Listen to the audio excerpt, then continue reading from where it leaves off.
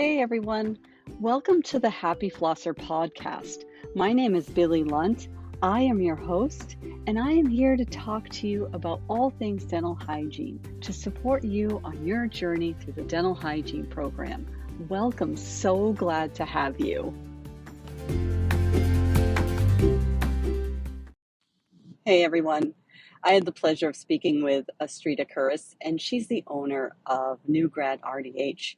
She works primarily as a temp hygienist, and she also helps support the journey of new graduate dental hygienists to navigate those first couple of really challenging years as a hygienist. I really hope that this episode is beneficial to you, gives you the confidence you need to go right out there when you graduate and pursue some temping opportunities. She talks about the pros and cons of temping, and she does believe that temping is the new interview. I find that temping really helps you get to know the pulse of an office, and it really allows you the opportunity to kind of feel your way and navigate through some of the differences in offices so that maybe you can help define what type of office you are looking for. It's a completely different experience than school. So it's really important for you to get yourself some foundational understanding. And I really like how she explains some of the benefits of temping and how you can be successful in navigating the temping process. Take a listen. I hope you enjoy it. Hey, are you in dental hygiene school or just got your acceptance letter and just started dental hygiene school and you're worried about how you're going to fit it all in, what the evaluations are like, what the key strategies you need to set up in order to be successful? You don't want to have worked all this time to get accepted into dental hygiene school only to make some pretty major errors in your first and second semester.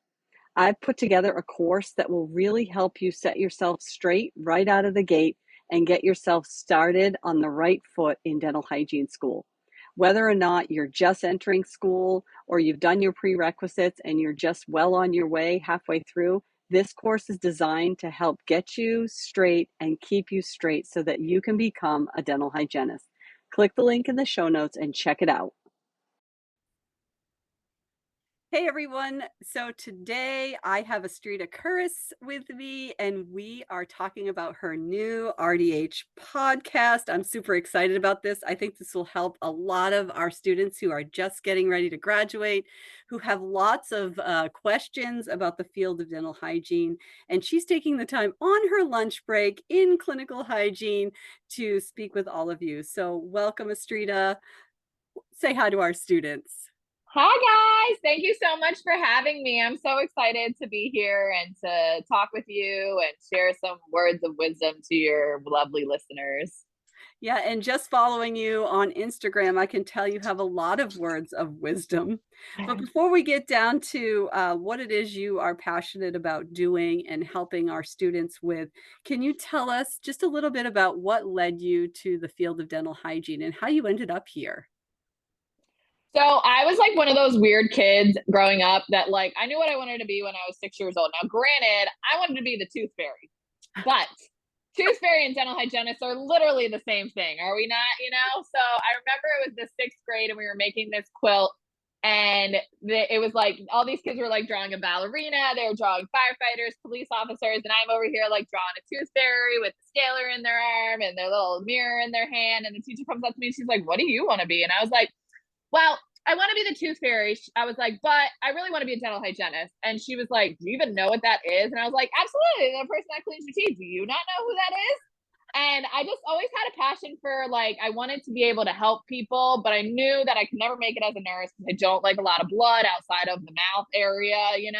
And I wanted to be able to make people feel good about themselves. And who doesn't feel good when they have a beautiful, white, clean, healthy smile? So that was kind of like how I got into dental hygiene. And I just kind of have grown and been passionate about it ever since. Well, I think you have become the tooth fairy in a lot of Right? in a lot of ways. So you do a lot of temping from what I see Yes. on your Instagram posts. Can you tell our students some of the pros and cons of temping so that if that's something they're thinking about doing when they first graduate, they can have a little bit of leg up on some of the information about that? Yeah, so I strictly temp full time, and I wholeheartedly believe that temping is the new interview. I do believe that temping is a really great way, especially as a new graduate, to get out there and explore the different offices in a more stress-free, less interviewy way. When you're in an interview, everybody's on their best behavior because they want you to like the office, they want you to like the doctors, they want you to like the staff, and you're not really getting a real feel of what the office is like.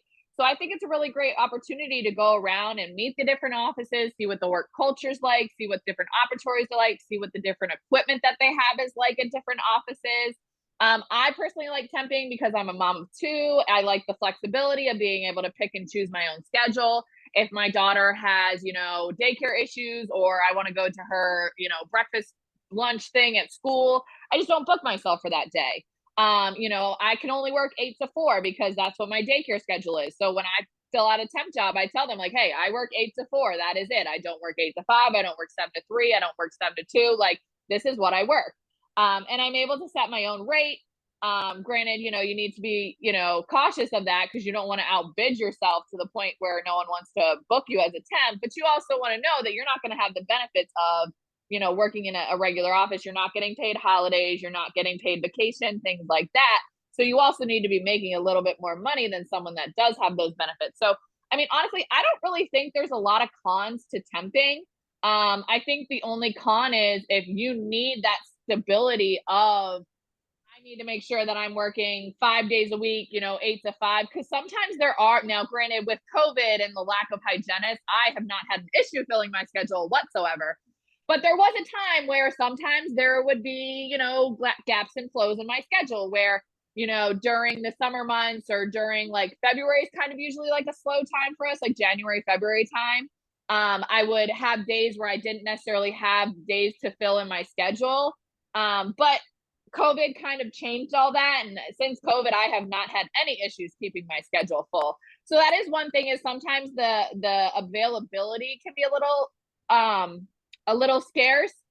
Sometimes you may have to drive a little bit further than you may want to go to an office. If you have to drop kids off at daycare, it may not be convenient to have to go to daycare and then go drive somewhere else. So that can sometimes be a con. And there's always the pros and cons of working with an agency versus doing it yourself. We all know that we are not independent contractors, and there are so many dentists out there that like to 1099 you and tell you that you're an independent contractor. And if you don't work through an agency that will advocate for you and make them put you on payroll, then you're going to have to feel comfortable having that conversation with the doctors to let them know, like, hey, I'll work for you, but here's my W-4. I will be put on your payroll, and you will have appropriate taxes taken out so that you can give me a W-2 at the end of the year, and I'm not going to owe a bunch of money at the end of the year. And sometimes, I don't know if it's because not all new graduates are educated on this, or if it's just a lack of knowledge. I really don't know, but doctors like to try and pull one over on you sometimes. And so sometimes you do have to be a little lenient and careful on that when you're doing it by yourself and not necessarily through an agency that will pay you themselves or make sure that you're put on payroll. But honestly, I just see the cons. I love the networking. I've learned so much from other hygienists, from going into offices. I've learned new equipment. I've learned all kinds of different softwares. I've learned what kind of office culture I want to be in. I've learned what it's like to have good teamwork and communication, and what it's like to not have good teamwork and communication.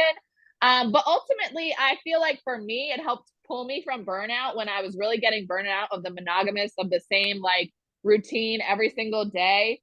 Same office, same coworkers, same patients. Like, I see new patients all the time. I see new coworkers all the time. I get the challenge of, getting that patient to trust me in just that 1 hour appointment when I know I'm probably never going to see that again. That to me is like exciting. Like, if I can get them to be like, hey, I really want to book her at the end. Can I see her again next time? And I can be like, oh, I'm glad you love me, but I'm just a temp, so I'm not going to be here next time. But thank you. That makes me feel good. So how would a student go about, if they're about to graduate and they're thinking about temping, how would they go about doing it for themselves or contacting an agency? What would be the way for them to do that? So if you wanted to go through an agency, I highly recommend researching agencies in your area. There's a lot of big corporate agencies, and then there's a lot of small, like locally RDH ran agencies. I am biased because I myself own a staffing agency on the East Coast. So I personally, I'm all about supporting other dental hygienists that are in the grit in the field, really advocating for you. And I know a lot of the smaller agencies, they actually vet their temps. They actually vet the offices, they get to know the offices, and they give you a lot of the information that you need to know ahead of the time so that you can feel comfortable going into those offices. I know there are some larger corporations and apps that will 1099 you. So you do have to be very careful about that and really read the fine print of those apps and agencies to make sure that you're going to be put on payroll and that you're only going to be sent to offices that are going to give you a W-2 at the end of the year. If you want to go at it yourself, the best thing I would say is hand out your resume, create like business cards that say like you're a temp hygienist. These are the hours you want to work if they want to contact you. And I would strictly put on your business card, will only accept offices that will put me on payroll as a W-2 employee. You have to be confident to be able to talk to these offices and let them know that you will not be accepting a check at the end of the day as a 1099 independent contractor.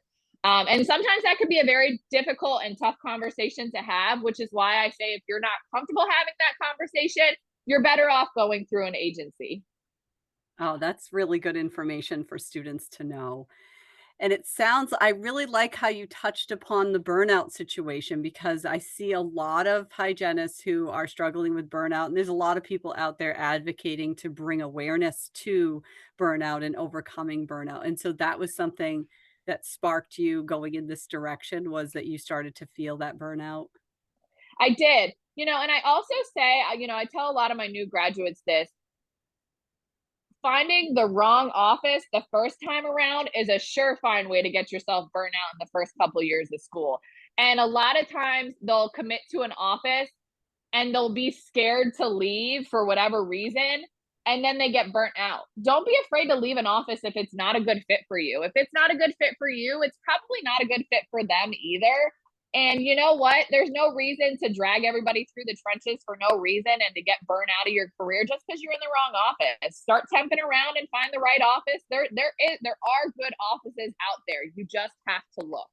Yeah. And sometimes we think it's us and we might take it personal or we feel Yep. inadequate by leaving an office. But the reality is, it might not have anything to do with us. It's just not an alignment. It's just not Yeah. the right office for that time. It's a relationship that you're building. And I'll just speak for myself. When I left my first office that I worked in, I felt the hardest part was leaving the patients that I had formed long Yeah. relationships with, and it just broke my heart. And I do feel as though, reflecting back, that I stayed there a little bit too long because I was so attached to the patients. But it was so much Yeah. better for me once I did leave. And so I can see what the struggle is for some hygienists that stay in an office probably a little bit longer than they should. But the burnout is real, and I'm so It glad to is. see that people are talking about that. So thank you for taking charge of that, Astrida, and really Of bringing it to course. light for people. Of So course. I'm excited to hear that you've got a podcast. So I wanted to Yes. talk about that as well, because I think a lot of our students today are using podcasts to obtain lots of information that I know I didn't have access to when I was a new graduate or still a student. So tell us about your podcast. Yeah. So my company is NewGradRDH, and feeding off of my company where I offer courses for new graduates to help them feel confident in their careers and conquer the op after graduation. I would get a lot of questions, like literally the same questions over and over and over again. And I literally got tired of answering them. So I'm like, you know what? I'm going to create a podcast to answer all the questions for these new grads so that you have some sort, of continued mentorship. I know when I graduated hygiene school, I felt really lonely. I felt like there was like this big gap between the vetted hygienist and the new hygienist. And, there's some like you and I who want to be there to mentor. And there's others that are just like, you know what? I don't got time for this. I don't got time to mentor new dental hygienists. Like I'm 30 years into my career. I don't want to deal with that. You know what I mean? And so I just felt very lonely and I felt like maybe I chose the wrong career because I just didn't have that mentorship. I didn't have anybody to talk to. I didn't have anybody to ask questions about, without feeling stupid. And honestly, there is no stupid question, because there's still things today that I don't know and I don't, know the information about. And I ask my mentors still, even I have a mentor that I go to when I have questions, and I've been a hygienist for 13 years now. So I wanted to be that outlet for others and be able to answer their questions in a safe space. And, if they don't feel comfortable doing one of my virtual courses or doing one-on-one coaching with me, well, then maybe I can answer some of their questions in a podcast episode, and so that's kind of where, my podcast kind of evolved from, is just being able to answer questions for those new graduates and make them feel comfortable going into their first couple years as a hygienist. Well, good for you for tackling that. I do agree. I just kind of think that everybody mentors the new graduates coming out, but you're absolutely right. Not everyone is meant to mentor, and not everybody is invested in, sharing their knowledge with the next generation as they come out. So I appreciate what you're doing. Well, thank you. Yeah. So how could students contact you, get a hold of you, find your podcast, find your Instagram, find out what you're doing and all the things that you're offering for them? So we are on Facebook. NewGradRDH is my page. I also have a website. And then my podcast is literally NewGradRDH podcast. Super simple and easy. Currently we're on Spotify, but we are working to become on Apple very, very soon. Hopefully by the end of the week. I love that. And then I'm on Instagram, either the Traveling RDH, or, I'm also on there as NewGradRDH. And then if you have any specific questions that you want me to answer on the podcast, you can email me at newgradrdhpodcast@gmail.com. I made it very simple to be able for people to find me. That's great, Astrida. I appreciate that, what you're doing for students. I appreciate what you're doing for the dental hygiene community. And I'm so glad you're tackling some of those really tough questions, because asking to not receive a 1099 can be very tough, I think, for a new grad. And even navigating the fee sandwich, I call it, of saying how much you want, to be paid. Sometimes that can be a really challenging conversation for students to have when they're just not feeling that confidence yet, and they're just kind of navigating, dipping their toe in the water of going out into the field and leaving school without their faculty. Yeah, exactly. And I hate that. I really hate that so many people are so hesitant to talk about pay. You don't have to give them a specific dollar amount. I never say I make this amount of money per hour. I'm like, well, this is the range of what you should be asking for. But ultimately, your worth and value. You know what you bring to the table. Go into an interview and explain to them, like, hey, this is what I want per hour, and this is what I bring to the table, and why I deserve this per hour. But you have to be confident to be able to say that. And if no one talks about what you're making, how does anybody know? You're going off of surveys that some random person came up with off the top of their head on some, job board or something. Like, they don't know. So I've never understood the whole don't talk about what you make nonsense. Like, educate the world so that we can all get the pay that we deserve. Right. There is no secret sauce, right? It's just get out there and share your information and have the right conversations with people. So, exactly. Yep. Well, I love what you're doing. Keep it up and stay motivated. Thank you so much. Yeah, stay positive, and we'll talk again soon.